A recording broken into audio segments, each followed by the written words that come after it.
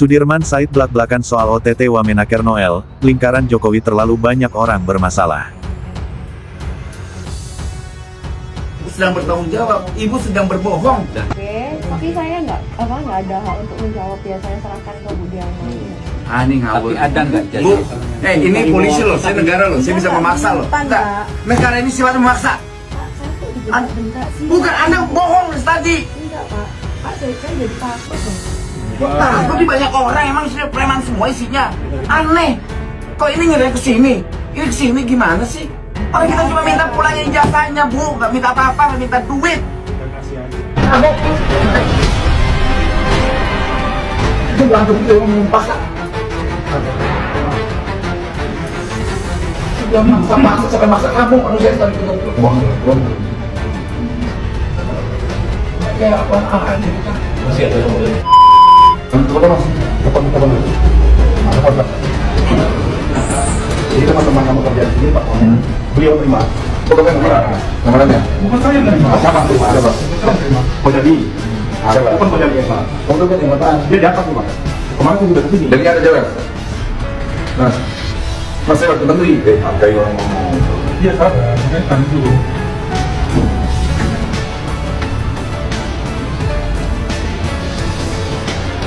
Ini anggota DPR ini waktu bupati. Ini sudah dulu. Lebih, jangan sampai Surabaya lagi nih. Sampai lubang buat saya Surabaya.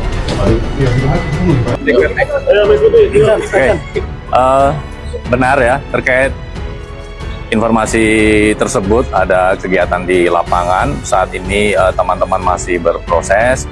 Jadi kita sama-sama menunggu ya, nanti kami pasti akan update ya, kegiatan ini terkait dengan perkara apa, pihak-pihak siapa saja yang diamankan, tentu nanti kami akan update teman-teman. Jadi kita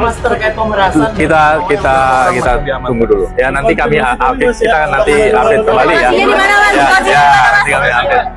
Ya nanti kita update lagi ya. Yang bersangkutan dijadwalkan pemanggilannya besok ya, kami meyakini nanti kooperatif lah ya, kami yakin saudara LM nanti kooperatif karena memang keterangan dari yang bersangkutan sangat dibutuhkan oleh teman-teman penyidik untuk membantu membuka perkara ini supaya lebih terang gitu ya. Baik, yang pertama baru saja kami mendapatkan kabar mengenai adanya kegiatan operasi tangkap tangan oleh Komisi Pemberantasan Korupsi. Tentu kami mewakili pemerintah tentu menyampaikan keprihatinan bahwa salah satu anggota Kabinet Merah Putih diinformasikan menjadi salah satu yang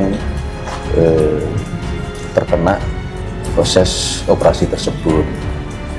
Nah, tentu sebagaimana yang berkali-kali diingatkan oleh Bapak Presiden kepada kita semua bahwa kita perlu untuk terus berhati-hati. Semangat kita adalah semangat untuk tidak menyalahgunakan amanah yang diberikan kepada kita semua, dan oleh karena itulah kami menyatakan keprihatinan yang mendalam. Akan tetapi Bapak Presiden sudah mendapatkan laporan dan beliau menyampaikan bahwa itu ranah hukum. Beliau menghormati proses di KPK dan dipersilahkan untuk proses hukum itu dijalankan sebagaimana mestinya. Dan apabila nanti terbukti, maka akan secepatnya dilakukan pergantian. Yang pertama-tama kan memang belum ada pengumuman resmi dari KPK tentang status dari yang bersangkutan. Namun perlu ditegaskan di sini bahwa berkali-kali Presiden Prabowo menekankan bahwa Presiden tidak pandang bulu terhadap penegakan kasus-kasus korupsi, sehingga yang pasti Presiden tidak akan melindungi. Bila ada memang terbukti pembantu-pembantunya melakukan hal-hal perbuatan yang tidak terpuji. Demikian. Juga mengamankan 14 orang dari beberapa lokasi, baik di Jakarta, Tangerang, Depok, dan sekitarnya. Saat ini pihak-pihak yang sudah diamankan sedang dilakukan pemeriksaan secara intensif untuk nanti ditetapkan status hukumnya. Mengenai kronologi kegiatan tangkap tangan, konstruksi perkara, kemudian pihak-pihak yang ditetapkan sebagai tersangka, nanti kami akan sampaikan update-nya. Jadi kendaraan itu dari 14 tersangka? Kendaraan dari beberapa pihak, ya. Terkait dengan pemeriksaan bagaimana Mas update-nya Mas? Ya, masih dilakukan pemeriksaan, jadi belum bisa kami sampaikan saat ini. Ya, nanti kami akan update. Rangkaian, jadi nanti detailnya, kronologinya nanti kami akan sampaikan saat konferensi pers. Oke ya? Ada berapa orang? Kenapa, Mas? Dari 14 itu ada penyelenggara negara? Ya, betul. Ada penyelenggara negara, ada juga pihak swasta. Ya. Nanti kami detailkan ya. Berapa? Kenapa? Ya, kendaraan ini kan sebagai barang bukti ya, dan sekaligus tentunya sebagai langkah awal nanti untuk aset recovery dalam penanganan perkara ini. Mas, artinya Immanuel Adana masih diperiksa di dalam, begitu ya Mas?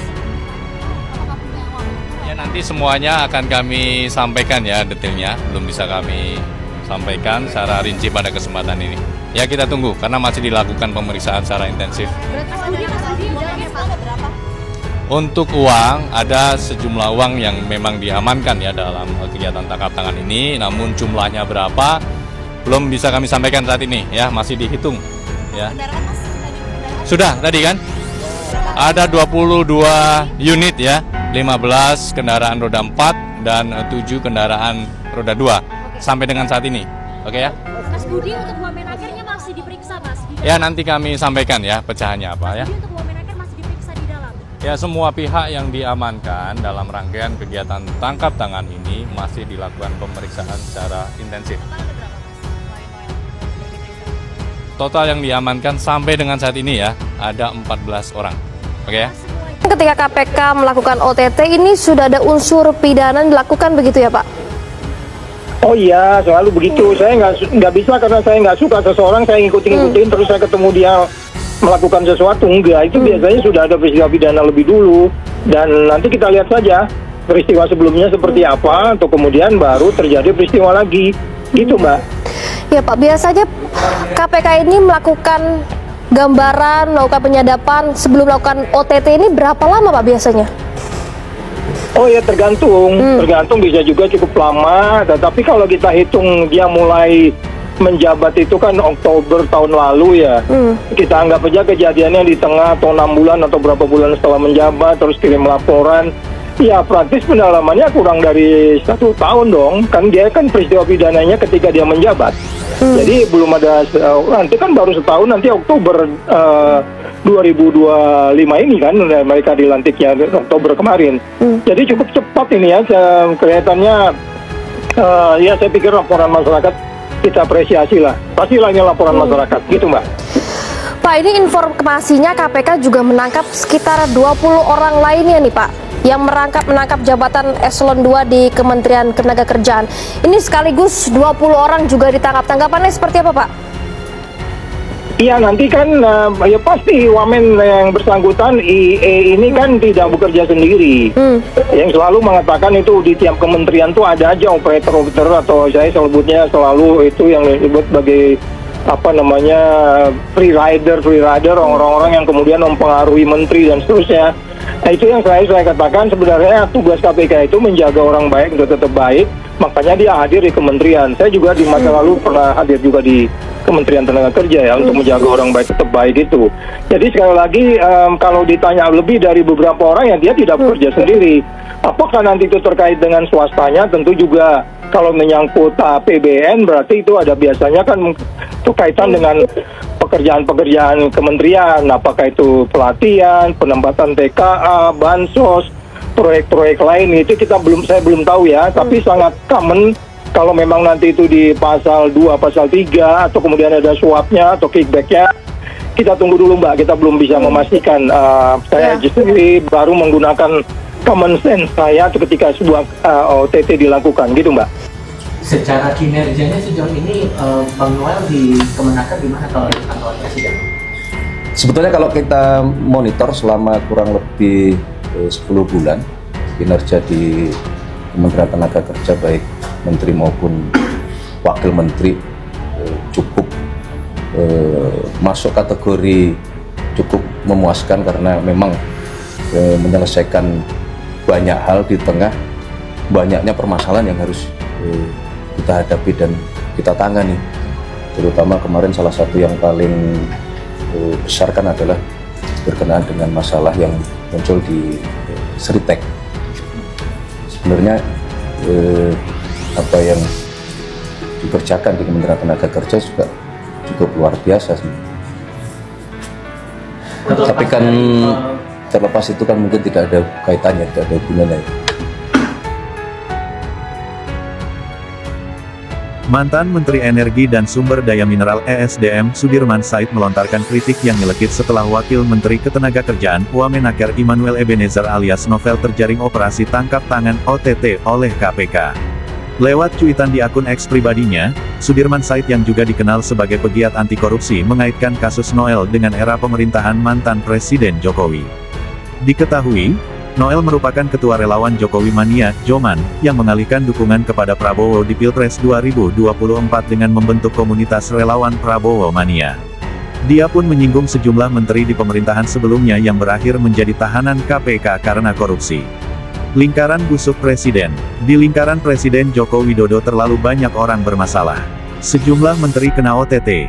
Para teknokratnya jadi yes man dan yes woman, menyisakan banyak persoalan yang berakibat panjang. Cuitnya dikutip pada Kamis tanggal 21 Agustus tahun 2025. Menurutnya, selama Jokowi berkuasa, banyak pejabat yang mengacak-acak aturan untuk memperkaya diri. Ilmuwan di sekelilingnya bukan menjadi penjaga jalan lurus, tapi memberi justifikasi palsu bagi keputusan yang mencelakakan bangsa ini, tulisnya. Dia menganggap, adanya kerusakan di era Jokowi menjadi lubang hitam yang sulit untuk ditutup dan kini menjalar ke pemerintahan Presiden Prabowo Subianto.